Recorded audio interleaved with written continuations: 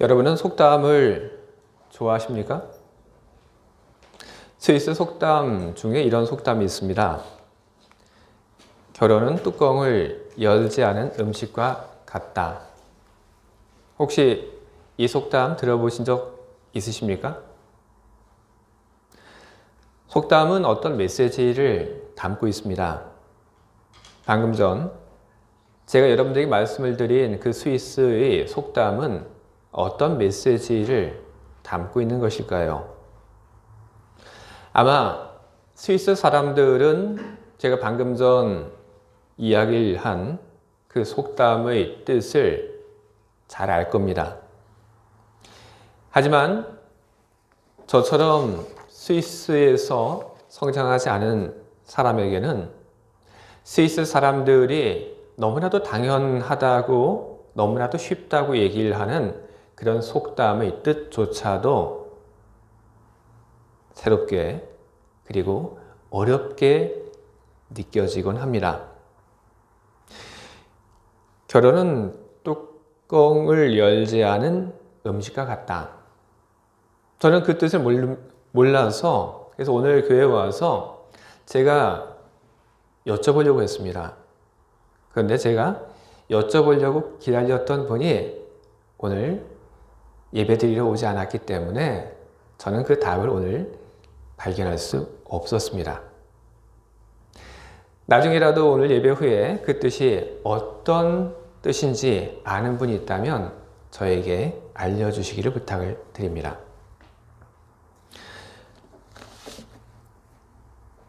오늘 우리들이 함께 읽은 이 성경의 말씀 속에도 알 듯 모를 듯 하는 속담이 하나 등장을 합니다.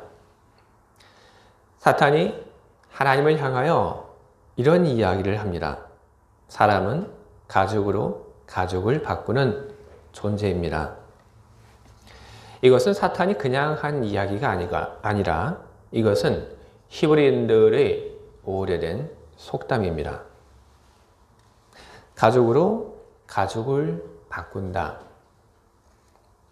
옛날 사람들 히브리인들에게 있어서 이 속담은 그 뜻이 분명했겠지만 우리들에게는 그렇지 않습니다. 그래서 가죽으로 가죽을 바꾼다 이 말을 보면서 우리는 이 말이 어떤 뜻일까 하고 우리는 궁금함을 갖게 됩니다. 결론부터 이야기를 한다고 하면 가죽으로 가죽을 바꾼다는 이 말은 사람이 자기 이익을 위해서 움직이는 존재라는 그런 뜻을 담고 있는 속담입니다.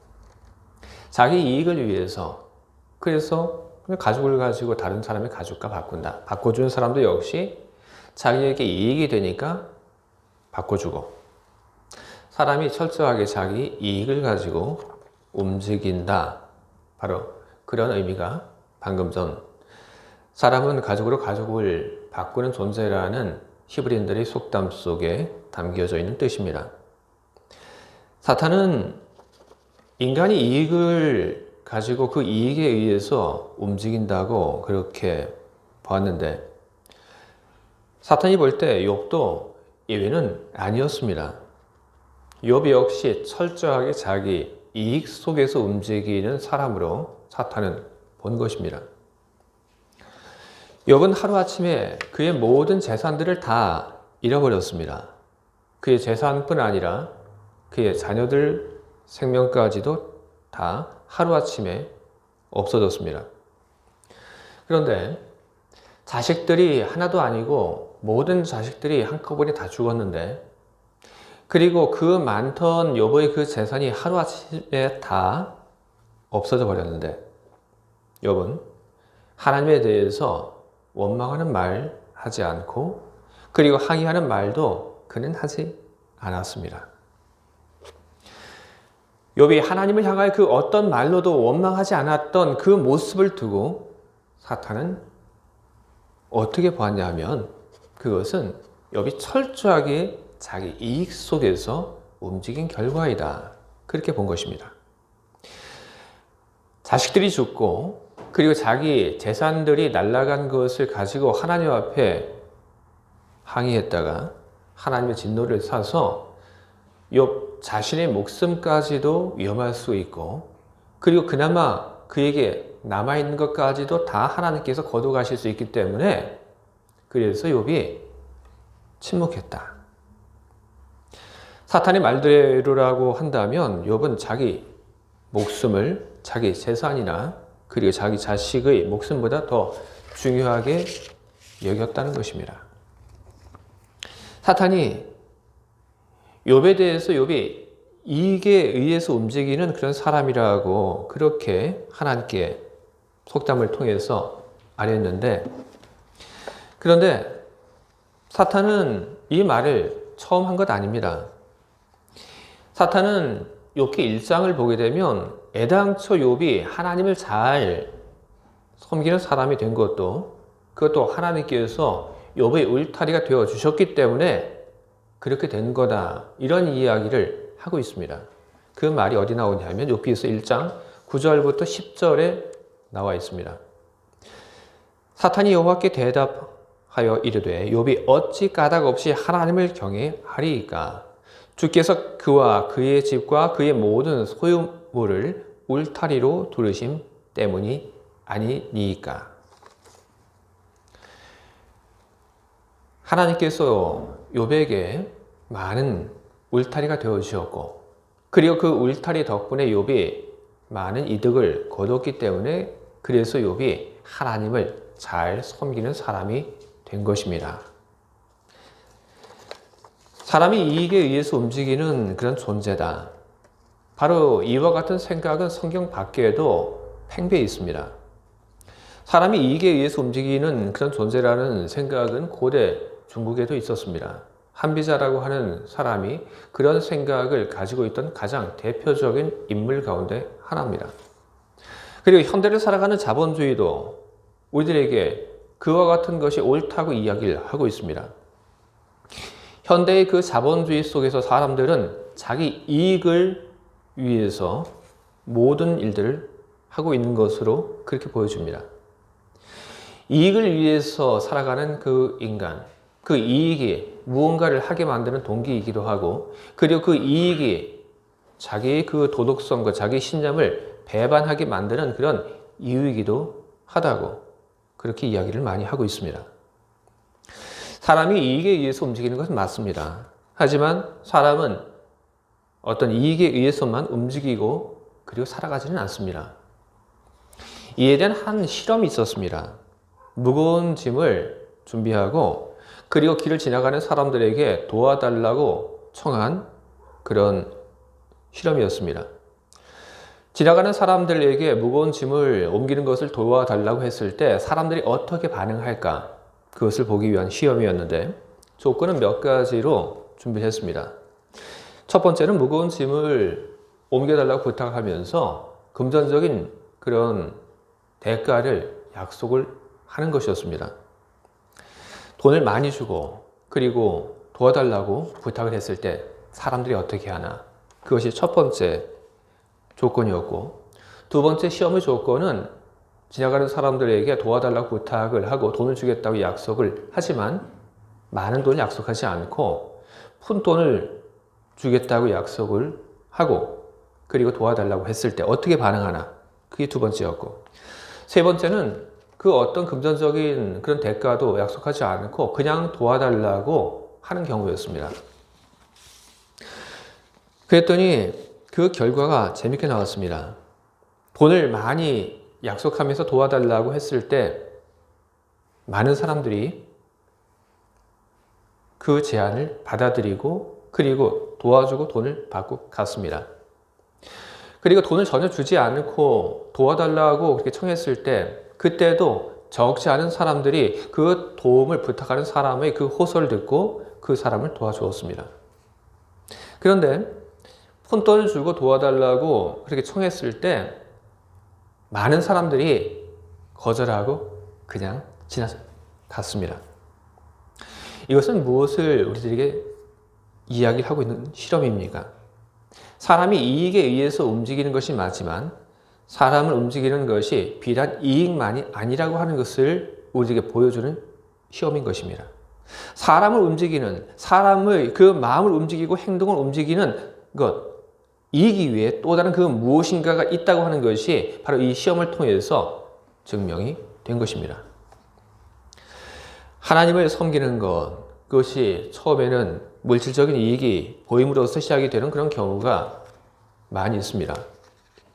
성경에도 우리는 그런 경우가 많이 있다고 하는 것을 우리는 보고 우리는 그것이 그렇구나 하고 우리는 인정할 수밖에 없습니다. 예수께서 아픈 사람을 고쳐주시고 그리고 귀신 들린 사람들에게 가셔서 예수님께서 귀신을 내어 쫓아주셨습니다. 예수님께서 아픈 사람을 고쳐주시고 그리고 귀신 들린 사람에게 가서 귀신을 내어 쫓아주신 것, 바로 그것은 그들의 삶을 통해서 하나님의 나라를 경험하게 하기 위한 예수님의 행동이었던 것입니다. 예전 한국에서 삼박자 축복이라고 하는 말이 여의도 순복음교회 조용기 목사님에 의해서 많이 사용된 적이 있습니다. 처음 하나님을 만날 때 그리고 그 신앙생활을 할 때 얻게 되는 그 복, 그것이 무엇인지 아주 단순화시켜서 이야기를 한 것이 삼박자 축복입니다. 그것이 복음의 진수는 아닙니다. 하지만 삼박자 축복을 이야기했던 것, 그것은 믿음을 시작하게 하는 계기를 설명하기 위한 하나의 말이었던 것입니다. 당장은 받는 어떤 이득에 의해서 믿음 생활을 시작을 하지만 후에 가서는 자기 눈앞에 보이는 어떤 이익에 이끌리지 않고 더 높은 것에 이끌려 살아가는 것, 바로 그것이 신앙 생활인 것입니다. 우리들이 거리를 가다 보면은 나무를 위한 그런 보조목들이 있다고 하는 것을 우리는 봅니다. 작은 나무들, 그 나무들이 쓰러지지 않도록 하기 위해서 그래서 보조목을 세웁니다. 그리고 건물들이 세워지게 될 때 철골을 넣고 그리고 시멘트를 붓고 그리고 그것이 흘러내리지 않도록 거푸집을 만들어서 시멘트가 굳도록 그렇게 합니다. 나무가 자라기 위해서 필요한 장치이고 그리고 건물이 세워지기 위해서 필요한 그런 장치들이 있는 것입니다. 이 모든 것이 처음에는 다 필요한 것입니다. 하지만 후에는 이런 것이 없어도 됩니다. 사람의 경우도 그렇습니다. 하나님께서 사람에게 많은 울타리를 세워주셨습니다. 그 울타리는 겹겹으로 쳐져 있습니다. 그 안에서 사람은 안전함을 보장을 받고 그리고 그 안에서 사람은 자기의 그 생업에 대한 보장을 받고 그리고 하나님이 만들어 놓으신 그 울타리 안에서 사람은 자기의 그 재산에 대한 상실의 공포를 느끼지 않아도 되게 됩니다. 하나님이 모든 것을 지켜주기 때문에 그런 것입니다. 하지만 우리들이 알아야 할 것은 하나님께서 우리를 위해서 만들어 놓으신, 세우신 그 울타리, 어느 순간 하나님께서 그 울타리를 걷어가신다는 것입니다. 욥기서 2장 8절 이하에 욥과 그리고 욥의 아내의 대화가 있습니다. 2장 8절과 9절을 이렇게 성경은 기록을 하고 있습니다.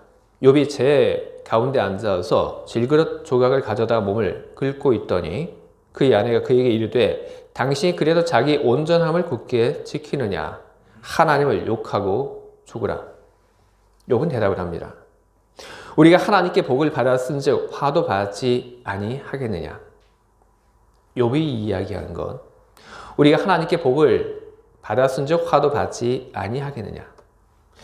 이것은 정확하게 이야기를 한다면 하나님께서 욥에게 만들어 놓으셨던 울타리를 하나 걷어 가신 것입니다. 하나님께서 걷어 가신 그 울타리, 그 울타리가 없어지게 되니까 욥이 공격을 받았고 그리고 그 울타리 안에 있던 것을 욥이 잃어버리게 된 것입니다. 하나님께서 욥에게 그리고 세상을 살고 있는 우리들에게 울타리를 만드시고 그리고 하나님께서는 그 울타리를 걷어가시곤 합니다.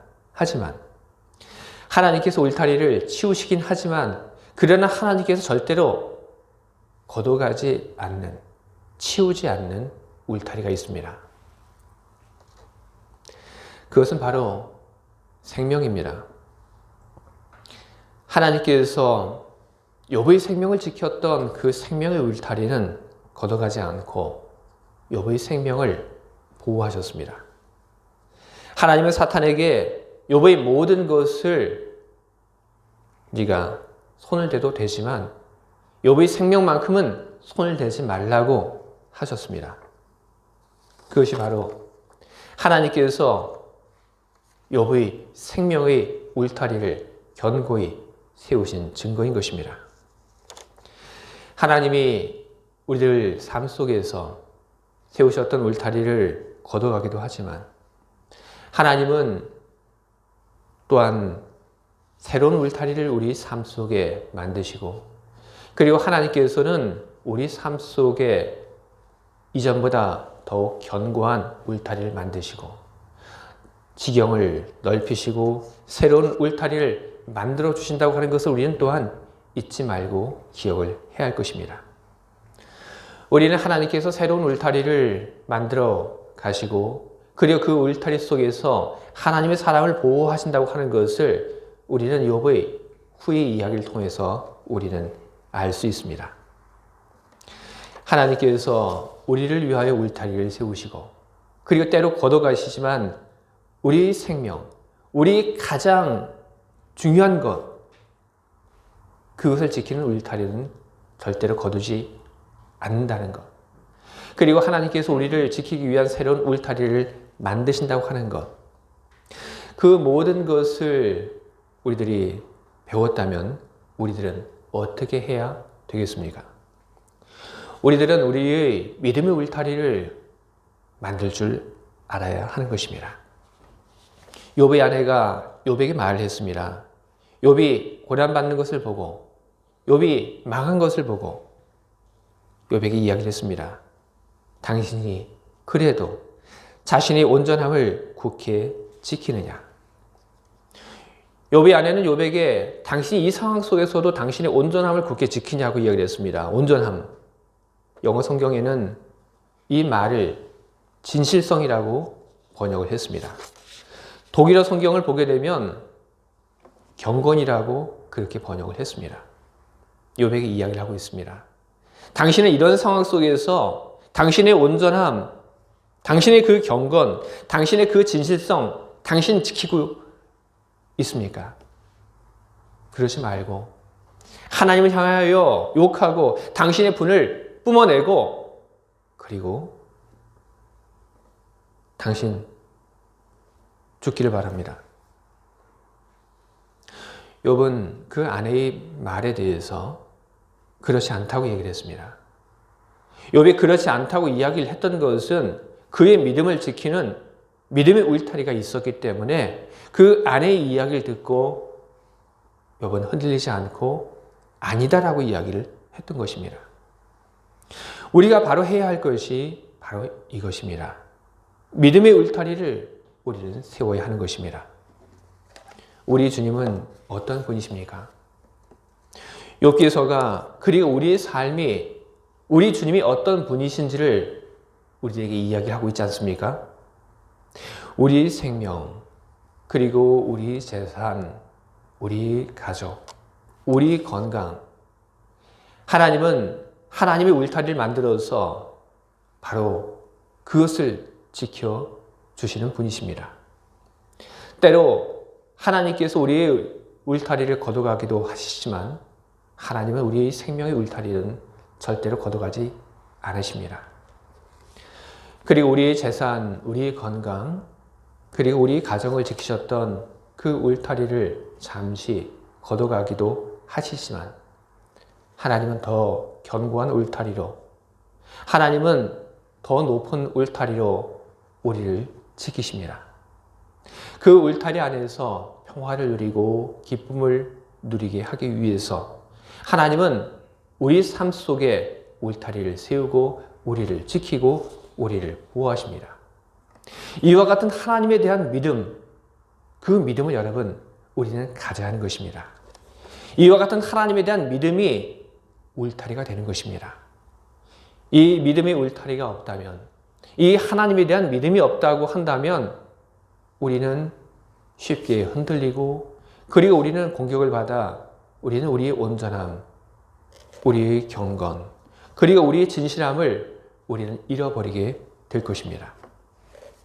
주님이 어떤 분이신지 여러분 기억해 내시기를 바랍니다. 욥기서에 소개된 그 하나님의 이야기를 기억하시며 여러분이 삶을 통하여 하나님께서 진정 그렇게 하셨다고 하는 것을 여러분 발견해 내시길 바랍니다.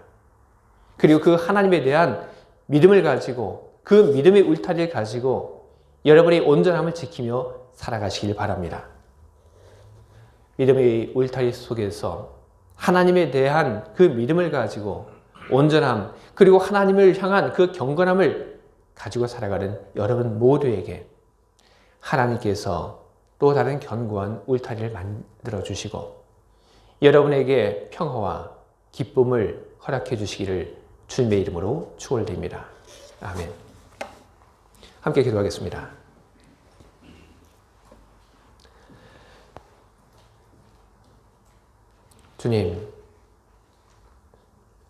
주님께서는 욥을 위하여 많은 울타리를 만들어 놓으셨습니다. 건강을 지키기 위한 울타리, 그의 가족을 지키기 위한 울타리, 그의 재산을 지키기 위한 울타리, 그리고 그의 생명을 지키기 위한 울타리. 하나님은 욥에게만 그러시는 것이 아니라 우리 모두에게 하나님은 울타리를 세워주십니다. 우리를 안전하게 하기 위한 울타리를 하나님은 세워주시고 그리고 그 울타리 안에서 우리들이 두려움 없이 평화를 누리며 살아가게 만들어주고 계십니다. 하나님의 울타리 속에서 살아가는 우리들, 그러나 하나님께서 때때로 하나님이 세우신 그 울타리를 더 넓게 하고자 그 울타리를 치우신다고 하는 것을 우리들 잊지 말게 하여 주시옵소서. 하나님이 어떤 분인가에 대한 그 믿음을 가지고 우리 역시 믿음의 울타리를 세우고 살게 하시옵소서. 살며 우리가 겪게 되는 손실, 고통, 아픔, 그것으로 말미암아 하나님에 대한 그 모든 것을 잃어버리는 우리의 존재 자체를 잃어버리는 그런 일들이 없게 하여 주시옵소서. 하나님은 선하신 분이다. 하나님은 나를 위하여 새로운 울타리를 만들어 주실 것이다 하는 그 믿음을 가지고 모든 환난과 모든 역경을 견디며 주님의 때를 기다리는 하나님의 사람들이 다 될 수 있도록 우리를 도와 주시옵소서. 하나님의 그 울타리 안에서 평화를 누리며 하나님께 영광을 돌리며 살게 하시옵소서. 예수 그리스도 이름으로 기도합니다. 아멘.